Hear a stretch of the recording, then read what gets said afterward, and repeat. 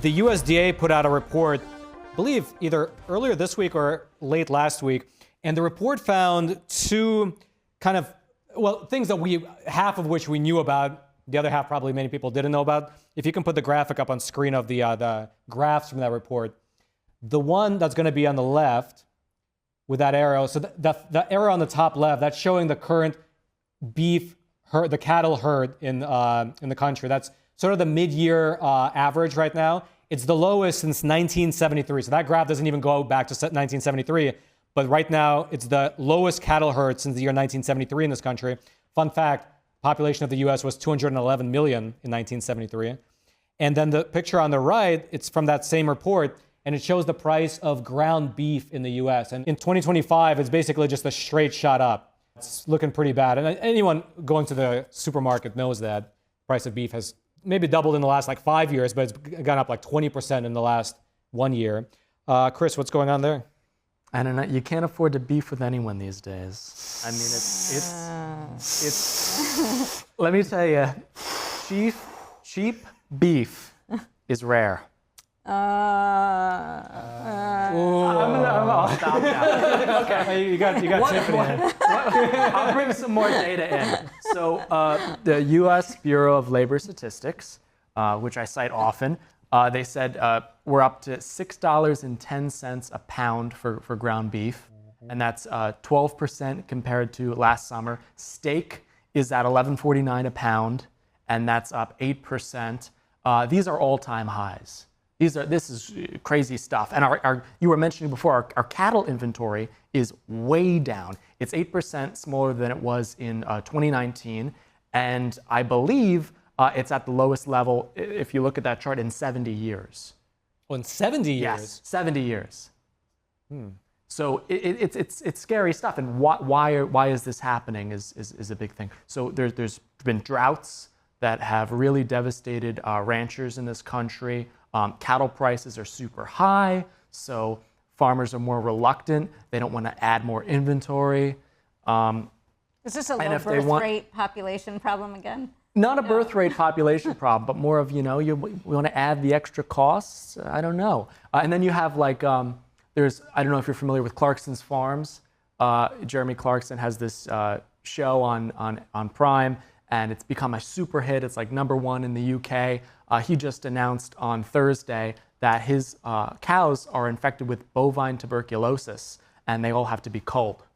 So you have issues like that too, where a disease will pop up and then all your money's gone. Well, one other thing I'll mention is that crazy inflation, that crazy inflationary period under Joe Biden's tenure, when prices really soared up, when the price of fuel, for instance, was hitting $5.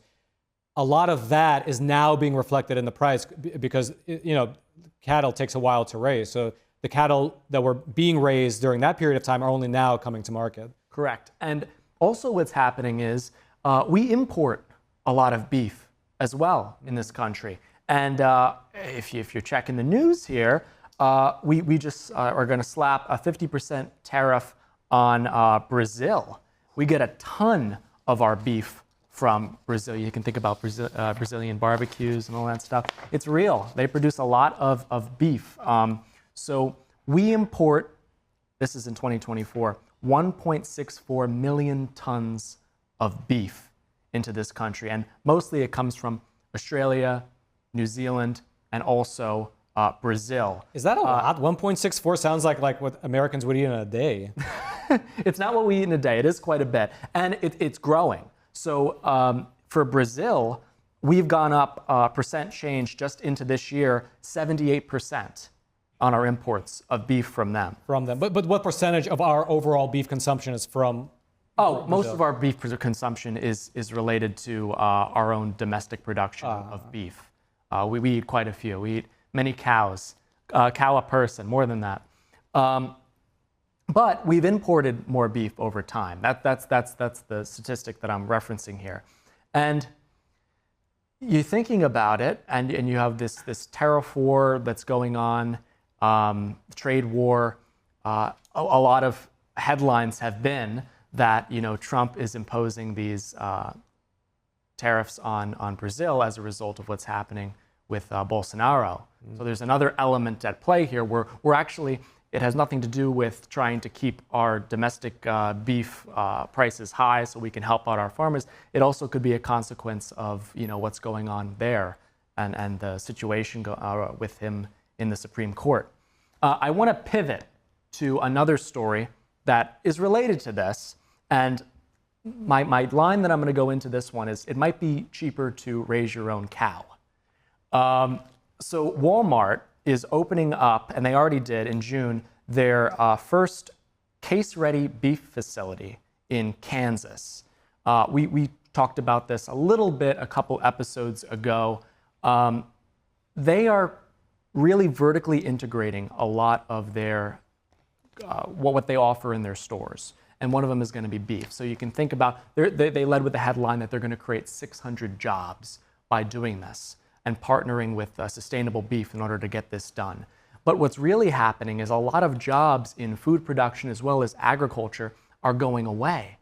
And right related to beef, you can think about Walmart butcher shops.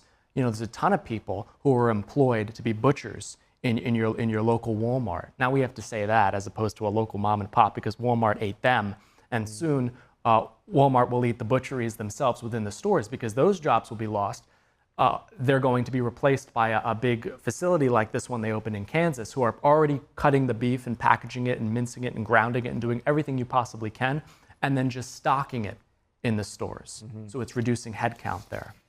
So in 2022, we got this data from the USDA that 22.1 million full and part-time jobs were related to agriculture and our food sector. How many did you say? 22.1 million. That's 10% of our employment is related to agriculture and food. And all around us, we're seeing jobs like that go away. And one of the reasons is AI and automation. So I want to show an interesting clip here. This is something called the sharpshooter.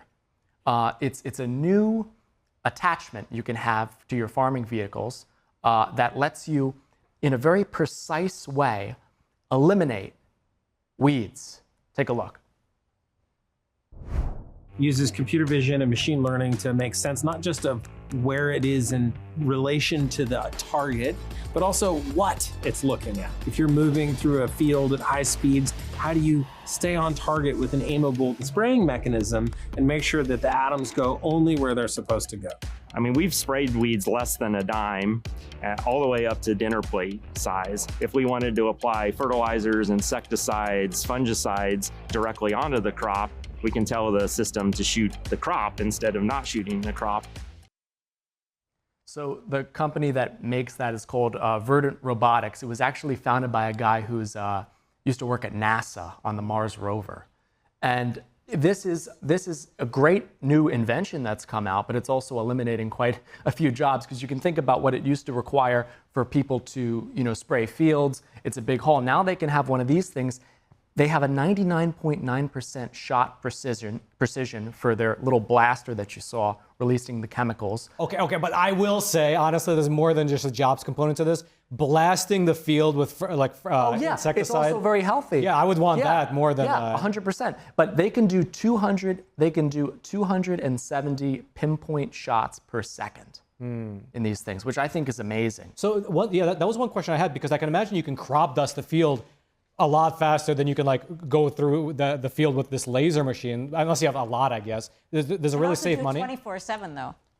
Oh, that's true. Oh, so it's like, show you. It's like a robot vacuum. Yes. Oh, correct. So now that you mentioned that, I have my next invention. I have my next invention that's going to eliminate some jobs. So if you didn't believe me with this, you think, oh, you can crop dust a field kind of sloppily, you can get that done pretty quickly. This is something else. I want to direct your attention to John Deere, what they've come out with. Introducing autonomous tractors. So John Deere say that by 2030, they want to, that's a good year, right? A lot of things going to happen in 2030. Roman knows about that. They want to make corn and soybean 100% autonomous harvesting. One thing I found out, because I remember I covered some of this a while back, and some of my viewers pointed out to me that A lot of it's already autonomous. Yes, correct. I didn't realize that a lot of it has already gone that way. They already have it, but you got to sit inside because a lot of problems do. You got to keep your hands on the wheel like it's just like a driverless car. You're going to run into those same Co-pilot. issues. But they led with kind of this statement. They said, imagine a tractor that not only thinks it sees, a tractor that's always ready to work, a tractor that lets you and your operators tackle other jobs while it does the job by itself. Would an extra worker come in handy? One that's never late, one that won't mind working all night. Well, I'm just reading this. One that will never rebel. Yeah, one that will never rebel. Won't unionize. One that will never be born. Never ask for a One raise. that will just be turned on. So it's really looking grim. So they have 360-degree cameras on these tractors. Well, hold on. You said looking grim. If I owned a large operation and I had to do that job, but now I had this machine and I can go, like they were describing, I'm free to do other things. What about the 22.1 million? Well, how many of those are operators of a truck like that? A lot of them. Really? I mean, if people, I think it's only like 1 million people are probably doing. But it's not just the trucks; it's the weeders and the pickers. It's everything. too. So It's we're getting into a lot of everything. things. So Although I when it showed comes to, that weeding thing. So that's one job, and then you have the person driving the tractor. That's another. These things are not only used for just planting or seeding, because you can have a seeder on the back. You can also do harvesting in that. It can be fully autonomous. You can manage it from your iPhone. You can just look and see what it does. They have AI in there. They can determine if an area is safe to drive or not in like 100 milliseconds. So these things they're better. There's already models that are compatible with the upgrade that you can get that they're testing on some people. It's called the Precision Upgrade. It's the AR, ARX, 9R, and 9RX tractors. These are pretty common. They're newer ones, but they're very efficient. They come out from John Deere. But they say that upgrade is going to be available for most of those tractors in the fall of 2026. So you might be seeing a few less I've heard some jobs. small farmers complaining about it though, because you can't fix them. Everything is like copyrighted. You can't work on it. If it breaks down, there's nothing you can do about it. You have to go through the company. It's all centralized.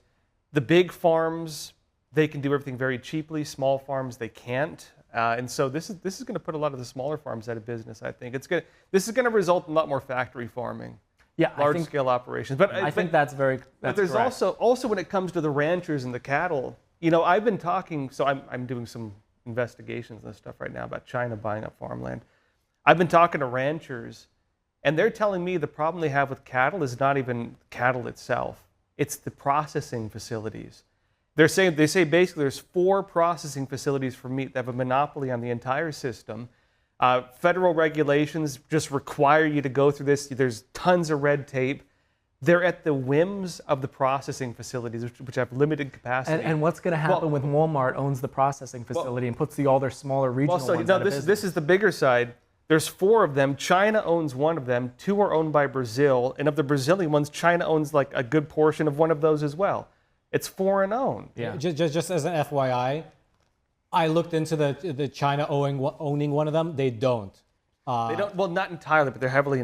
They have a lot of. They're heavily invested. Yeah, just as a fact clarification. Yeah, but they don't own it outright. It's a publicly traded company that anybody could, in theory, buy, but they don't own. But they like share. hostile took over, like They did mostly own it, basically. You could call it what you want. They own a lot of it through the stocks. But the point is, there's a bottleneck on the system, and that bottleneck is what's really strangling out the cows. I want to get on to something nice and sweet as we wrap up. Okay. And it's Oshi. Let's play the video of our beautiful berries. Let's take a look here. Final farming segment. A product that not only changes your perspectives on what produce can taste like, but also how and where it can be grown. Vertical farming is no longer some futuristic idea. It's already here today. So yeah, there's Oshi. There's a Japanese, originally a company that has a big facility in New Jersey. It's actually a plastic factory, and they produce some of the most expensive strawberries money can buy, and they do that vertically. So we're talking about what the future of agriculture looks like. It could actually be hydroponics, and we've known about this for a while, but vertical farms, where most farming is actually done for specialty crops like those, indoors. So they went in 2019, you could get a small box of their strawberries. There were 6 of them in there for $50. Is it because It's like they're so Japan, delicious, or because They're very delicious and they're perfect. Actually, Yeah. They sell them in they New Jersey. They replicate the environment of a perfect day in Japan. They control the moisture, the humidity. They make everything perfect for taste. In 2022, those went down to $20, and then now you can get them for $9.99. Don't you feel a little they're becoming weird more economical? that you're going to eat a strawberry that has never seen the sun? You've never seen the sun. It's done with grow lights, and probably will never see a human as well, except for a supervisor, because they purchased a Colorado-based company called Tortuga AgTech, and they make robots and harvest machines for strawberries and grapes and all sorts of berries. And they also collect data on the plants. They bought all of their intellectual property. They have a few workers you can find on their website right now running that farm that we saw in the video. But I guess the future is they are going to replace them with some beautiful machinery. They say they're going to, by doing that, reduce harvest expenses by 50%. And the robots that they're going to use are analyzing 60 billion data points to make sure that the ripeness, the temperature, the humidity, the CO2, the wind the speed, centralized the light. AI. It's all about the centralized. Everything is going to be perfect. So when you go to Whole Foods, you get the most premium product. You know, this the most perfect strawberry I ever ate was when I was a kid, and we had them in our backyard, and you like wipe the bugs off and you eat it right off the thing. It was fantastic. Nice and Okay, last question. Is the electricity cost comparable to, because I mean, you're obviously saying like 6 costs $50, or they got it down now to 10. But I can imagine that like the efficiency that you make up in space, you probably lose in the fact they that have you one need of the to. biggest solar farms in New Jersey. So they're still powering using the sun, planet. ironically. Yeah. Interesting. All right, I know exactly what you're thinking. That was a great clip you just watched. Now, if you're watching on YouTube, make sure to follow and also check out either these videos, or maybe they're on this side. I don't know which side they're on, but we set it up so these are the videos that YouTube is suggesting to you as the best ones that you'll probably like the most. So check them out, this side, and until next time.